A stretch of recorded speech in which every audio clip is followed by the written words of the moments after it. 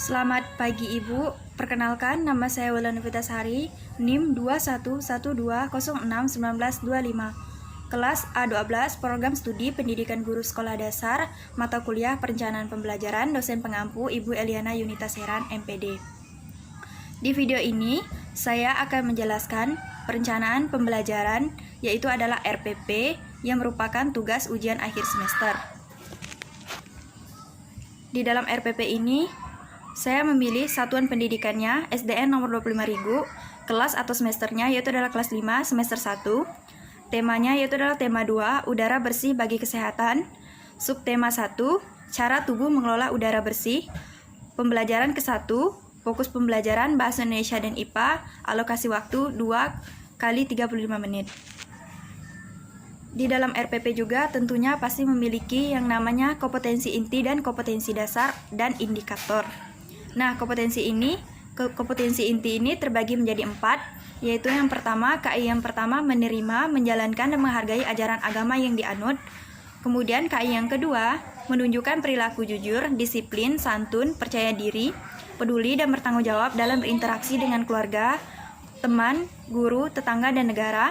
Kemudian KI yang ketiga, memahami faktual, konseptual, prosedural, dan metakognitif pada tingkat dasar dengan cara mengamati, menanya, dan mencoba berdasarkan rasa ingin tahu tentang dirinya, makhluk ciptaan Tuhan dan kegiatannya, dan benda-benda yang dijumpai di rumah, di sekolah, di tempat bermain.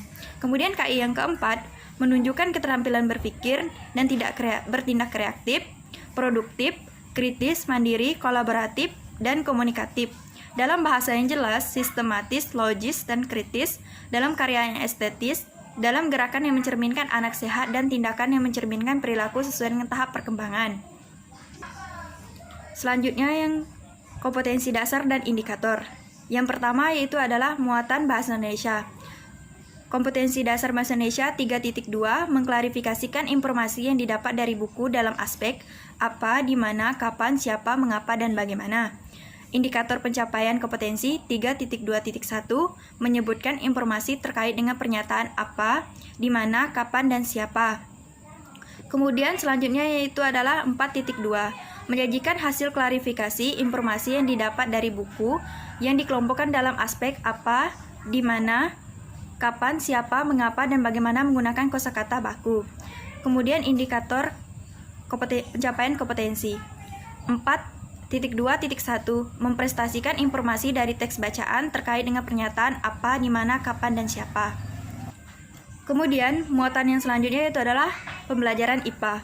Kompetensi dasarnya itu adalah 3.2 menjalankan organ pernafasan dan fungsinya pada hewan dan manusia, serta cara memeliharakan kesehatan organ pernafasan pada manusia. Indikator pencapaian kompetensi yaitu adalah 3.2.1 menemukan informasi tentang organ-organ pernafasan hewan.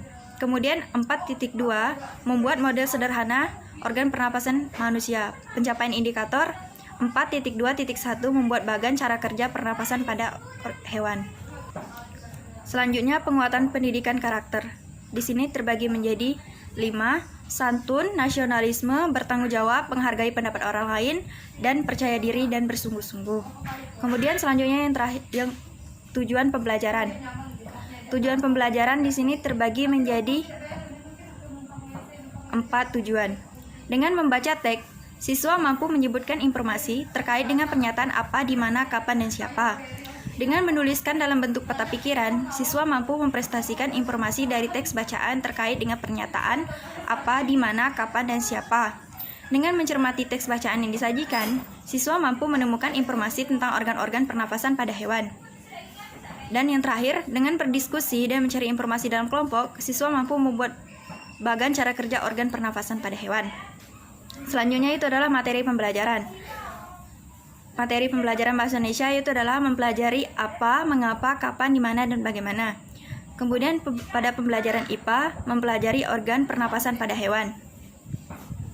Selanjutnya itu adalah model pendekatan dan metode pembelajaran.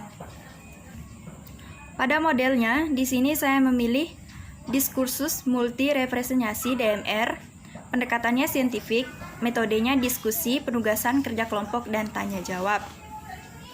Jadi, alasan saya memilih model ini yaitu adalah sesuai dengan kondisi lingkungan belajar siswa. Salah satunya siswa dapat membangun bagaimana mengenai materi ajar dengan berbagai cara. Salah satunya itu adalah mengkomunikasikan gagasan kepada siswa lain dengan guru. Dan model pembelajaran ini merupakan kedisiplinan yang menyelidiki hubungan antara bentuk dan fungsi komunikasi verbal. Kemudian selanjutnya sumber dan media pembelajaran. Sumber di sini saya menggunakan buku guru dan buku siswa kelas 5. Tema 2, udara bersih bagi kesehatan. Kemudian buku teks, buku bacaan tentang organ pernapasan pada hewan dan lingkungan sekitar. Kemudian yang ketiga, di sini saya menggunakan sumber pembelajaran dari video YouTube, udara bersih bagi kesehatan, cara tubuh mengelola udara bersih, dan linknya sudah saya cantumkan di dalam RPP. Kemudian selanjutnya itu adalah media. Di sini saya menggunakan media gambar, organ pernapasan pada hewan, membuat salah satu bagan cara kerja organ pernapasan pada hewan, dan menggunakan laptop. Alasan saya memilih media gambar dengan tujuan mempermudah atau memperjelas suatu pengertian kepada peserta didik. Dengan media gambar, secara otomatis siswa akan lebih memperhatikan pembelajaran dan siswa juga lebih termotivasi dalam belajar. Kemudian alat yang saya gunakan yaitu adalah kertas HPS, pulpen, dan pensil. Kemudian yaitu adalah saya akan menjelaskan cara penggunaan metode DMR atau model DMR dalam kegiatan inti.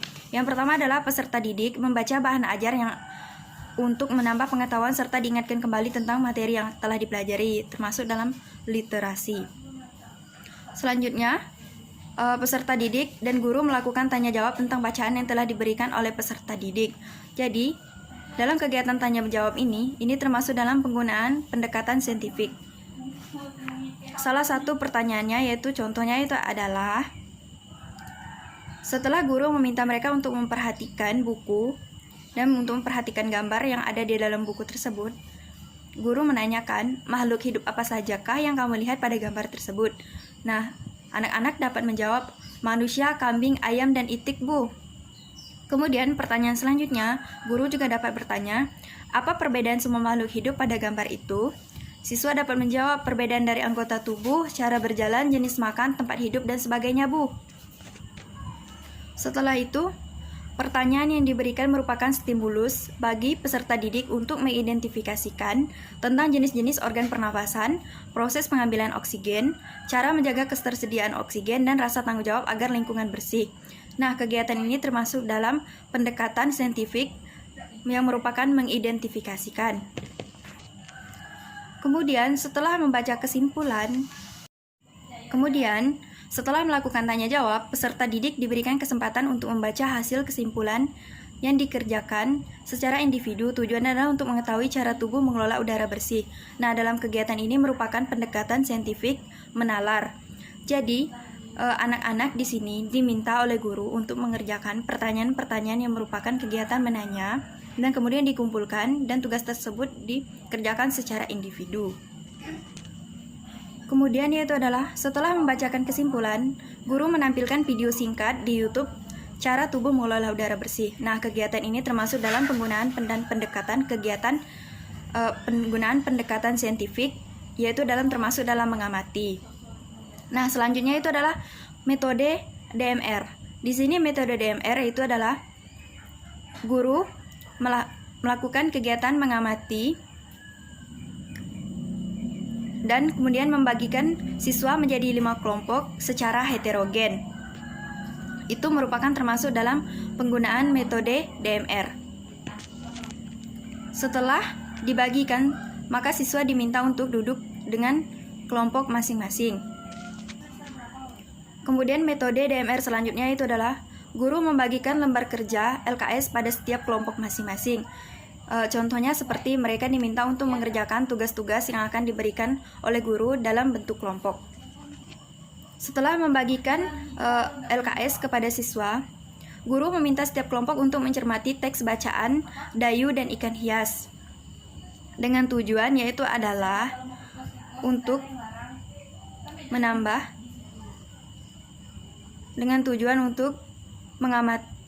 pengetahuan, dan siswa di sini diminta untuk mengamati peta pikiran mind map pada buku siswa.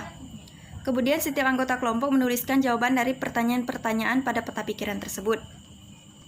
Setelah siswa diminta untuk memperhatikan peta pikiran, kemudian siswa secara berkelompok diminta untuk membuat bagan cara kerja organ pernapasan pada manusia salah satu jenis hewan. Jadi, disinilah penggunaan media gambar diambil, karena di sini siswa diminta untuk membuat bagan cara kerja organ pernapasan pada hewan. Nah, di dalam penggunaan media ini, bagan kerja organ pernapasan pada hewan ini diambil salah satunya hewan, yaitu adalah bagan organ pernapasan pada burung dan kemudian bagan organ pernapasan pada ikan. Pengelompokan dalam pembuatan bagan ini termasuk dalam cara penggunaan metode DMR. Nah, setelah siswa mengerjakan atau membuat bagan cara kerja organ pernapasan, maka siswa akan ditunjuk untuk maju ke depan secara acak untuk menunjukkan media gambar yang mereka gunakan untuk membuat bagan cara kerja organ pernapasan pada hewan. Tetapi, sebelum siswa diminta untuk maju ke depan atau membuat bagan kerja organ pernapasan pada hewan, siswa diminta terlebih dahulu untuk memperhatikan media gambar yang telah disediakan oleh guru. Contohnya seperti bagan kerja organ pernapasan pada burung. Di dalam penggunaan media ini, siswa dapat melakukan pengetahuan intelektualnya, yaitu adalah dengan menunjukkan gambar yang ada dalam burung ini. Misalnya contohnya pertanyaan guru yaitu adalah anak-anak, dari gambar ini manakah bagian pernapasan pada burung? Anak-anak dapat maju ke depan dan menunjukkan bagian paru-paru, Bu. Bagian paru-paru terletak di bagian tengah burung. Nah, selanjutnya, karena di dalam kelompok terdapat 2 orang, setiap masing-masing kelompok dapat diberi 2 pertanyaan. Selanjutnya, guru juga dapat bertanya, manakah di sini yang merupakan bagian kantong udara interior? Bagian anak-anak dapat menunjukkan, bagian ini, Bu, yang mendekati paru-paru burung.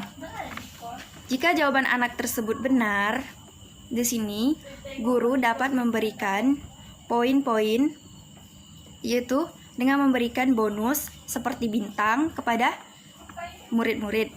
Nah, untuk kelompok selanjutnya, di sini guru akan membagikan setiap kelompok beda-beda dalam pembuatan bagan. Nah, contohnya seperti gambar ini. Di sini, guru juga dapat menanyakan kepada siswa cara bagan kerja organ pernapasan pada ikan. Misalnya, di sini guru bertanya, anak-anak, di sini manakah yang merupakan bagian organ pernapasan pada ikan? Anak-anak dapat menunjukkan dan maju ke depan. Bagian insang, Bu. Kemudian, guru dapat bertanya, yang manakah yang bagian insang? Bagian insang terletak di sini, Bu. Sama dengan seperti kelompok pertama, selanjutnya, guru dapat bertanya, di sini, di gambar ini, manakah bagian yang merupakan lengkungan pembuluh darah? Anak-anak dapat maju dan membaca dan menunjuknya. Bagian sini, Bu, yang mendekati gambar insang. Betul sekali. Nah, jika setiap kelompok benar dalam menjawab, maka setiap guru dapat memberikan poinnya seperti bintang. Jadi, di penilaian pembelajaran, di sini saya mengambil peta pikiran tentang informasi teks bacaan, yaitu MIPMAP. Selanjutnya, penilaian pembelajaran yang saya ambil di sini, yaitu adalah media gambar. Nah, peta konsep pembelajaran ini, bentuk penilaiannya adalah tes tertulis, instrumen penilaian, rubrik, KD Bahasa Indonesia 3.2 dan 4.2. Selanjutnya, kriteria pengetahuan tentang memilah informasi yang didapatkan. Terbagi menjadi 4, baik sekali, baik, cukup, dan perlu bimbingan. Kemudian, selanjutnya itu adalah media gambar yang saya ambil tadi, yaitu adalah cara kerja bagan organ pernapasan pada hewan. Di sini bentuk penilaian tes tertulis dan kinerja pernapasan pada hewan, instrumen penilaian, rubrik, KD, IPA titik 2 dan 4.2. Nah, kriterianya yaitu adalah pengetahuan tentang organ pernapasan pada hewan terbagi menjadi 4, baik sekali, baik, cukup, dan perlu bimbingan. Baiklah, sekian yang dapat saya sampaikan. Selamat pagi dan terima kasih.